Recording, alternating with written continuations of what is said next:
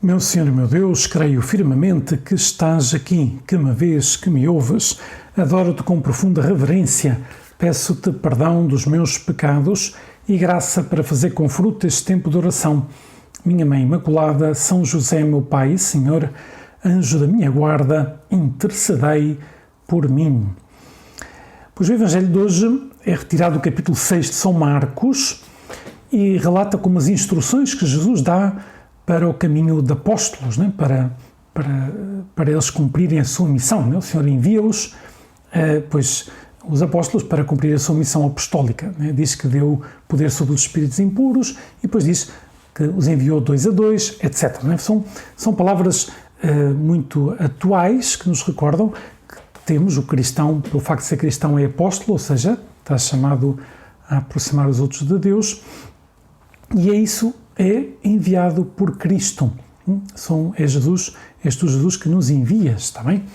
E a primeira regra que tu, Jesus, nos dás é que temos que ir 2 a 2, ou seja, a fé não é algo individual, a fé vive-se em comunidade, evidentemente, não é a minha fé, é a nossa fé, e não podemos nunca sentir-nos desamparados, nunca evangelizamos sozinhos. É verdade que às vezes temos essa conversa pessoal com este amigo ou com aquela amiga, ou o que seja, mas estamos, digamos assim, pois estamos apoiados por uma comunidade de crentes, né, que forma toda a igreja, a nossa paróquia, etc., que não nos deixam sozinhos. E é importante isto, sentir-se parte de uma família que está espalhada pelo mundo inteiro e que é uma só, né, e tem esse elemento de unidade, pois, especialmente na fé e na moral de Jesus Cristo, e esse elemento de unidade visível, que é a união ao Papa, né? O Papa é um só, e o Papa dá essa unidade a toda a Igreja, e por isso rezamos pelo Papa, rezamos pelo Bispo da nossa Diocese, estamos, digamos assim, em união com todos. Por isso, não sentir-nos sozinhos. Primeiro, porque o próprio Cristo nos acompanha, é Ele que nos envia, mas depois também porque estamos, pois é necessário estar com as pessoas, com os cristãos, né? Pois, num ambiente em que nos faça perceber isso, né? Que não estamos sozinhos. Daí os meios de formação, a importância que tem os meios de formação cristã, não são somente para receber informação ou para crescer na doutrina, é também o estar com as pessoas, pois é algo profundamente formativo e que nos recorda que não estamos sozinhos, né? Nesta missão que temos que cumprir. Isto é assim desde o começo, né? Desde o começo da Igreja, Jesus depois envia os seus discípulos 2 a 2, né, para que se ajudem mutuamente, etc. Não os envia sozinhos. Né? E depois, sabermos enviados por ti, Senhor, pois é importante, aliás, tu dizes, não leveis nada para o caminho. Talvez a segunda condição que o Senhor nos pede, ao não sentirmos sozinhos, é que tenhamos o coração desprendido das coisas da terra. Né? Jesus revela claramente nesta passagem do Evangelho que não se pode evangelizar sem desprendimento, né? Sem desprendimento dos bens materiais, nós necessitamos dos bens materiais, mas não podemos pôr o coração nesses bens, né? E temos que, por isso, não podemos viver para esses bens, não podem converter-se, como tantas vezes nos diz, né, o Papa Francisco, pois em ídolos, né? Em ídolos que se põem no lugar de Deus. Por isso, essa esperança, essa confiança que és tu, Senhor, que nos envias, e depois esse desprendimento dos bens. Não necessitamos de muitos bens para evangelizar, necessitamos contentar-nos, dizia São José Maria, com o que basta para passar uma vida sóbria e temperadamente, não é? Porque senão, este é um ponto do caminho que estou a citar, nunca seremos apóstolos, ou seja, nunca seremos conscientes dessa missão que temos que cumprir. Por isso, sermos sóbrios, sermos temperados, não deixar que o coração se apegue ao passageiro. Aliás, onde está o teu tesouro, aí está o teu coração, diz o Senhor no Evangelho. E, evidentemente, o nosso tesouro tem que estar em Cristo e por Ele nas pessoas que queremos ajudar, que queremos animar a estarem perto de Deus, etc. E por isso necessitamos desse desprendimento. É algo fundamental, não é? O apóstolo necessita de estar desprendido, porque se não está desprendido, pois nunca será apóstolo. Deixa-se, como diz essa parábola da semente, pois os espinhos sufocaram e a semente não deu fruto, né? Os cuidados terrenos, a excessiva preocupação pelo futuro, ou querer ter mais bens, ou começar a pôr o coração nesses bens, pois tudo isso pois, impede o apostolado e a evangelização. Né? Interessante, o Papa Francisco, exortação apostólica, que é a primeira que escreveu, a alegria do Evangelho, a alegria de evangelizar. Pois o Papa fala, evidentemente, disto, não é? E insiste neste tema, não é? do desprendimento. Um desprendimento que não é só relacionado com os bens materiais, também é um desprendimento do nosso eu, da nossa imagem, do que vão pensar, do que vão dizer, não é? Tu e eu não seremos apóstolos, não seremos evangelizadores se estamos centrados em nós, estamos preocupados. E a verdade é que Jesus nos disse: se me perseguiram a mim, também perseguirão a vós, mas se guardaram a minha palavra, guardaram a vossa. Ou seja, sabemos que haverá contradição, haverá dificuldades, haverá pessoas que não compreendam, nós não podemos estar à espera. Aliás, qualquer pessoa que se põe a fazer algo nesta vida, pois encontra dificuldades, encontra incompreensões.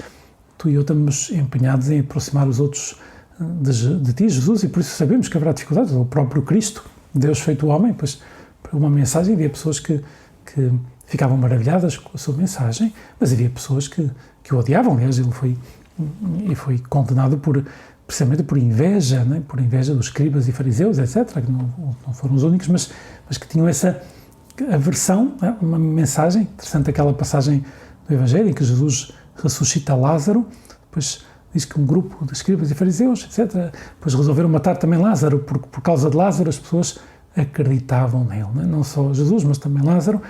Porquê? Porque não queriam ver a verdade, porque não queriam aceitar. Por isso, Deus respeita a liberdade humana, a nossa também, né? Não vamos evangelizar se não queremos, né? se não correspondemos à graça de Deus, se não aproveitamos essas ocasiões, mas respeita a liberdade daqueles que nos ouvem e por isso não desanimar, também não deixar de lançar a semente, né? O demónio está empenhado em que desanimemos, em que cruzemos os braços, em que pensemos que hoje em dia as pessoas já não querem ouvir falar da mensagem de Cristo, etc., mas coisa que não é verdade, né? Há muita gente boa à nossa espera, há muita gente que simplesmente está longe de Deus por falta de formação, porque nunca ninguém lhe disse, né? Está o bem, está o mal, nunca entendeu, nunca meditou a fundo na mensagem cristã, mas quando descobre, pois, aliás, temos tantos relatos de conversões, né, que as pessoas dizem mesmo isso, né, quando estão longe de Deus, depois têm uma imagem do que aqueles que estão perto de Deus que não corresponde à realidade. Por isso, não estranhar, não desanimar, e depois, às vezes, diante de algumas circunstâncias, no nosso trabalho, na nossa família, quando alguém diz alguma coisa, quando se ataca a igreja, eu sei lá o quê, quando se diz, nós percebemos que devíamos dizer alguma coisa, mas não sabemos o que dizer, e acho que uma coisa muito boa, por um lado, é pedir ao Senhor essa mansidão, né, que não entrar em polémicas, né, não vamos obrigar ninguém a acreditar ou a aderir à verdade. A verdade não se impõe, propõe-se, né, como dizia Bento XVI, também tem repetido o Papa Francisco. E depois, sem ofender ninguém, depois invocar o Espírito Santo e dizer alguma coisa. O que não podemos é ficar calados quando devíamos falar. Não podemos ter essa covardia, né, para pedir a Jesus que eu não seja covarde, né, que eu falo, e no momento que não me apetece dizer nada, porque sei que talvez não caia bem, pois invoco o Espírito Santo e sem ofender ninguém, digo, olha, isso que estás a dizer, pois não é bem assim, não é bem assim.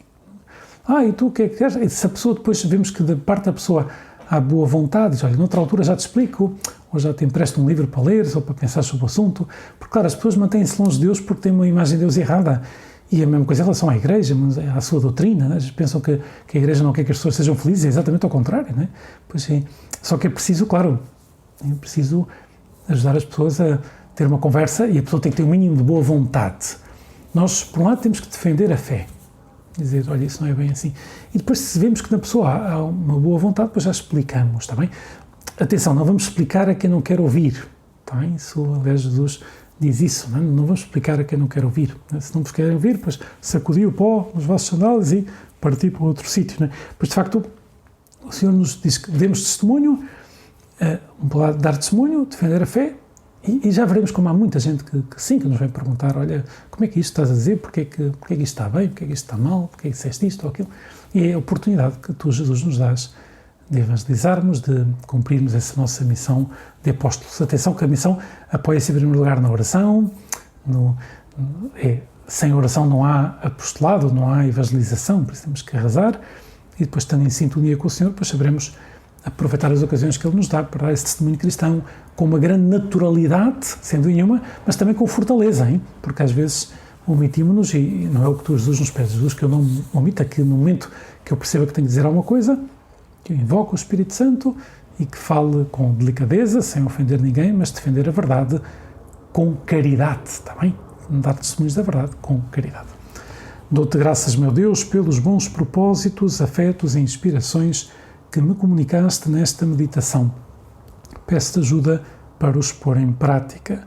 Minha Mãe Imaculada, São José, meu Pai e Senhor, anjo da minha guarda, intercedei por mim.